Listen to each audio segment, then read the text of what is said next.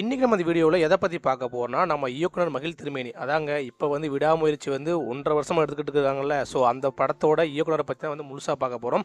So அவர் வந்து எந்த மாதிரி கேரியர் வந்து ஸ்டார்ட் பண்ணார், ஸோ எந்த மாதிரி படங்கள் எடுத்தார், எவ்வளோ ஹிட்டு ஃப்ளாப் கொடுத்தாரு, ஸோ இப்போ கரண்ட் சிச்சுவேஷன் என்ன, ஸோ அந்த மாதிரி வீடியோங்களை பற்றி பார்க்க போகிறோம். கண்டிப்பாக உங்களுக்கு வீடியோ பிடிக்கும், ஸ்கிப் பண்ணாமல் பாருங்கள். ஸோ வாங்க வீடியோக்குள்ளே போகலாம். உங்களுக்கெல்லாம் உங்களால் நாங்கள் நல்லா இருக்கணும், உங்களை விட நல்லா இருந்துடக்கூடாது, அதானே? நம்ம மகிழ் திருமேனி வந்து பார்த்தீங்கன்னா அவர் ஒரு இயக்குனர். ஆனால் ஃபஸ்ட்டு வந்து பார்த்தீங்கன்னா அவர் இருந்தது வந்து ஒரு அசிஸ்டன்ட் இயக்குனராக தான் இருந்திருக்காரு. ஸோ யாருக்கிட்ட பார்த்தீங்கன்னா செல்வராகவன், அதுக்கப்புறம் பார்த்தீங்கன்னா கௌதம் மேனன்.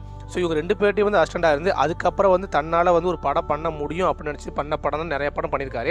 கிட்டத்தட்ட பார்த்தீங்கன்னா இவர் வந்து ஒரு டப்பிங் ஆர்டிஸ்டாகவும் இருந்திருக்காரு. அதுக்கப்புறம் வந்து பார்த்தீங்கன்னா சில கேரக்டரும் பண்ணியிருக்காரு. ஸோ அதை பார்த்தீங்கன்னா பின்னாடி பார்ப்போம். ஸோ ஃபஸ்ட்டு வந்து இவர் எடுத்த படம் எதுன்னு பார்த்தீங்கன்னா முன்தினம் பார்த்தேனே. ஸோ இந்த படம் வந்து பார்த்தீங்கன்னா அந்த படத்தோட அந்த டைட்டிலே வந்து பார்த்தீங்கன்னா கௌதம் மேனன், அதாவது அவர் அசிஸ்டண்டாக இருந்தார்ல படம் முன்தினம் பார்த்தேனே. ஸோ அந்த படத்தோட வாரணமாயிரம்.